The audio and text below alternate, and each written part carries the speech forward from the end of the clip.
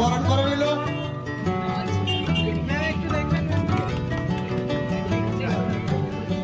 একটা অন্য প্রোগ্রাম ছিল, কিন্তু আল্লাহ বোধহয় চেয়েছে যে আমি আজকে এখানে আসি, এবং সেই জন্য উনি না চাইলে তো এটা বোধহয় সম্ভব হতো না যে আপনাদের সঙ্গে এসে আমার এরকম ভাবে দেখা হতো। এবং অবশ্যই বিমানদা আমাদের স্পিকার সাহেব চেয়েছেন, ওনার চাওয়াটাও আমার কাছে অত্যন্ত গুরুত্বপূর্ণ। ঈদ মিলন উৎসব 45তম বর্ষ, এই সাদিকের 45th ইয়ার, এবং উত্তর খোদার বাজার যুব সংঘ, যুব শব্দটার সাথেও আমি ওতপ্রোতভাবে জড়িত। কাজে এসে যখন দেখলাম এটা যুব সংঘের প্রোগ্রাম, সেটাতেও আমার খুবই ভালো লাগলো। এবং খুব সুন্দর, মানে আমি মাঝে মাঝে হয় না যে আপনি এত অভিভূত হয়ে যান যে ভাষা কম পড়ে যায়। আমি যখন এখানে ঢুকছিলাম আমার কাছে খুব একটা ক্ল্যারিটি ছিল না যে আমি কোথায় আসছি, কিন্তু আমি আসার পর আমি অনেকক্ষণ ধরে এখানে স্টেজে বসে খুব মোহিতভাবে দেখছিলাম, এত সুন্দরভাবে তৈরি করা হয়েছে। আপনারা প্রত্যেকে আপনারা ভালো থাকুন। আল্লাহর দেওয়া তো সবকিছুই আছে, চোখ আছে, কান আছে, হাত আছে, পা আছে, বোধ আছে, বুদ্ধি আছে, সবটা নিয়ে এবার আমরা কিভাবে কাজে লাগাচ্ছি সেটা আমাদের বিষয়। আমি আল্লাহর কাছে এটুকুই বলতে চাই, এখানে এই মঞ্চে এত জ্ঞানী লোকেরা, জ্ঞানী গুণী, তাদের ব্যাপারে কথা বলার মতো যোগ্যতা আমার নেই। তবে প্রত্যেকে এখানে যারা রয়েছেন তারা সবসময় চেষ্টা করে যাতে আপনাদের সঙ্গে পায়ে পা মিলিয়ে চলা যায়, আপনাদের চাহিদা, আপনাদের ইচ্ছে, আপনাদের যা যা সমস্যা সবকিছুর সমাধান করে আপনাদেরকে সুরক্ষিত রাখার। আমিও আগামী দিন আপনারা জানেন যে একটি লড়াইয়ের পথে এই মুহূর্তে রয়েছি, যেই লড়াই আপনাদের সকলের ভালোবাসা সহযোগিতা ছাড়া অতিক্রম করা সম্ভব হবে না।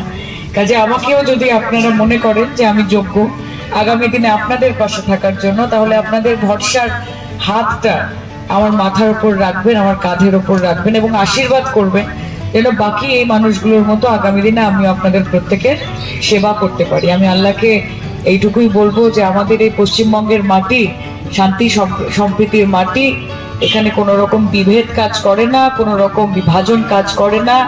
আমরা মমতাদির শিক্ষা, তার দীক্ষায় দীক্ষিত। আমরা একটাই কথা মনে করি যে হিন্দু বনেগা না মুসলমান বনেগা, ইনসান কি औलाद है ইনসান বনেগা। আগে মানুষ হতে হবে এবং মানুষ হয়ে মানুষের পাশে থাকতে হবে। কাজে আল্লাহ আমাদের সঠিক পথে চালিত করুক, আমরা মানুষের পাশে থাকি, তার সেবায় নিয়োজিত থাকি। আমার নেত্রীও যেরকম চেয়েছেন, দাদাও আপনাদের সঙ্গে আছেন, উনিও সবসময় কাজ করছেন 365 দিন 24 ঘন্টা। আমিও যেন সেই পথে চলতে পারি, আমি সেটাই চাই। এবং যুব সংঘকে আমার অনেক অনেক ধন্যবাদ। আমাকে পরের বার আরেকটু আগে থেকে বলবেন যাতে আমি আরেকটু আগে থেকে এসে সবার সঙ্গে একটুখানি দেখা করতে পারি আলাদা করে। মদিনা শরীফ বানানো চাই আমি, মানে খুবই অদ্ভুত, ইটস ওয়ান্ডারফুল, ইটস বিউটিফুল। আমি বলছিলাম ওখানে বসেও যে এত সুন্দর লাগছে দেখতে। কাজে পরের বার যেন আরেকটু সময় নিয়ে আসতে পারি সেটা তোমাকে নিশ্চিত করতে হবে। ঠিক আছে, আপনারা ভালো থাকবেন প্রত্যেকে। আমার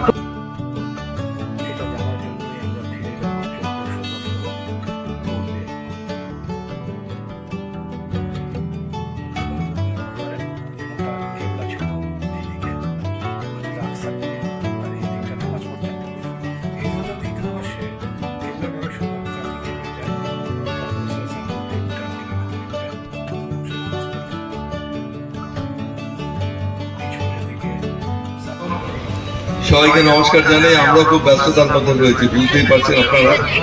এবং সাদেক এখানে ঘোষণা করছিল, সাদেক তো আমার ছোট ভাইয়ের মতো, সবসময় আমাদের সঙ্গে যোগাযোগ করেন। এখানে পীরজাদা বক্তব্য রাখছিলেন, অসাধারণ বক্তব্য রেখেছেন। ছোটোর মধ্যে তিনি বুঝিয়ে দিয়েছেন মানুষের হৃদয়ে আমাদের ঈশ্বরকে, আল্লাহকে স্থাপন করতে গেলে আমাদের কি কি করতে হবে। আপনারা দীর্ঘ 1 মাস কৃচ্ছ সাধন করেছেন, আপনারা রোজায় রয়েছেন, কিছু পরে আপনাদের রোজা ভঙ্গ হবে, 2 দিন পরে আমাদের খুশির ঈদ, সবাই মিলে আমরা সমানভাবে পালন করব। আজকে আমাদের এখানে যারা উপস্থিত হয়েছেন, গৌতম বাবু রয়েছে, জয়ন্ত বাবু রয়েছে, সায়নী রয়েছেন, এবং আরো অন্যান্য যারা বিখ্যাত আমাদের এখানে বিশিষ্ট কাউন্সিলর তারা রয়েছেন, এবং আপনারা যারা এখানে উপস্থিত হয়েছেন। মসজিদ আন-নবী মদিনা যার আদলে আজকে আমাদের এখানটা তৈরি করা হয়েছে। দেখুন, অনেকের যাওয়ার ক্ষমতা হয় না। আমি দেখেছি অনেক জায়গায় সুন্দর তাজমহল তৈরি করে, তাজমহলে কিন্তু আমিও জানি তাজমহল আমি দেখিনি। যেমন আপনার এখানকার অধিবাসী যারা রয়েছেন এখানে, মসজিদ আন-নবী মদিনা, সেখানে হয়তো অনেকের যাওয়ার সৌভাগ্য হবে না, কিন্তু সেটা যে এখানে ওরা তুলে এনে আপনাদের দেখাচ্ছেন, আপনাদের এই যে পরিবেশন করে, এটা কিন্তু অসাধারণ কাজ। যে শিল্পী করেছে তাকে আমি অসংখ্য ধন্যবাদ জানাই। আমার মনে আছে যখন 2011 সালে আমি প্রতিদ্বন্দ্বিতা করে নির্বাচনে আমি প্রথম মিটিং করেছিলাম খোদার বাজারে, এবং খোদার বাজারে তারপরের বারে যখন নির্বাচিত হয়ে আবার দ্বিতীয়বারের জন্য এসেছি, একটি মেয়ে আমাকে গোলাপ ফুল হাতে দিয়ে বলেছিল, আঙ্কেল আমরা খুব খুশি, এত খারাপ রাস্তাটা ভালো করে দিয়েছেন, আমরা ভালো করে স্কুলে যেতে পারি। এটাই আমাদের প্রাপ্য। নিজের মনকে যদি আমরা প্রশ্ন করি কোনটা ভালো কোনটা মন্দ, উত্তর সেখানেই রয়েছে। তার জন্য তর্ক বিতর্ক করার দরকার নেই। আপনার দীর্ঘ 1 মাস রমজান মাস আপনার কিছু সাধন করেছেন, এবং আপনাদের যা প্রার্থনা যেন আল্লাহ সেটা স্বীকার করেন, তাদের যেন তিনি আপনাদের মঞ্জুর করেন প্রার্থনা। এটাই আমি আজকের দিনে বলবো। একটু পরে আবার আপনাদের জানিয়ে একটু বক্তব্য শুরু করছি।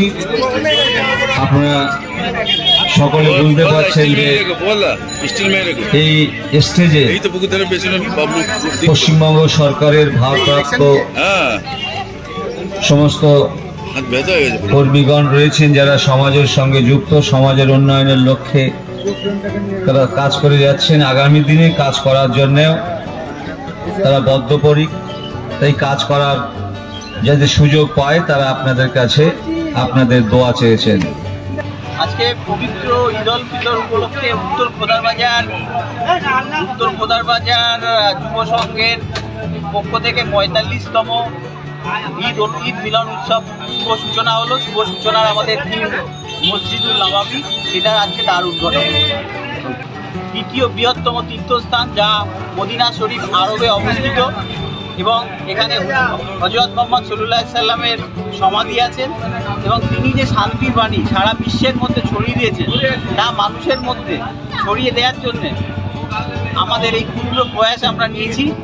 যে মদিনা শরীফে বহু মানুষ যেতে পারেন না, অন্য সম্প্রদায়ের মানুষ তারা গিয়ে পৌঁছাতে পারেন না, এবং কেউ কি ধারণা করার থেকে তাদের ধারণাও নেই। তাই আমরা এই ধারণা ধর্ম বর্ণ নির্বিশেষে সকল সম্প্রদায়ের মানুষের মধ্যে তুলে ধরেছি।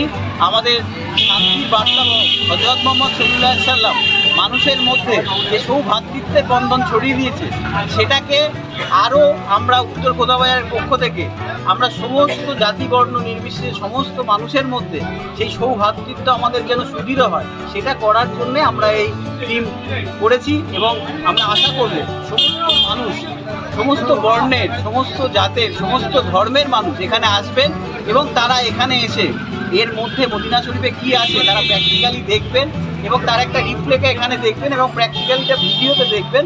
দেখে তারা অনুভব করে যাবেন যে হযরত মুহাম্মদ সাল্লাল্লাহু আলাইহি সাল্লাম শুধুমাত্র ইসলাম ধর্মের ধর্ম নয়, তিনি সমস্ত মানব জাতির তিনি শান্তির বার্তাবাহক, এবং তিনি সবার মধ্যে সৌভ্রাতৃত্বের কথা বলেছেন।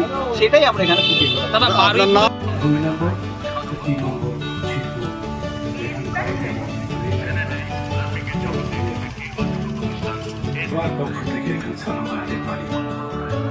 পৃথিবীর যেখানে আমরা থাকি না কেন, সবাই রাসূল পাক সাল্লাল্লাহু আলাইহি ওয়াসাল্লামের সবার নিয়োজিত আছেন, এবং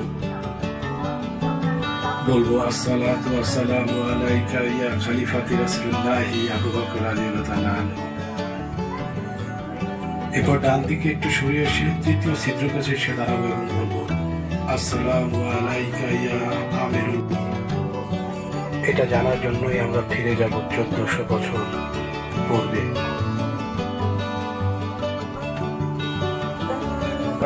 এবং তার কেবলা ছিল এই দিকে, মসজিদ আকসার দিকে, আর এই দিকটা নামাজ পড়তেন।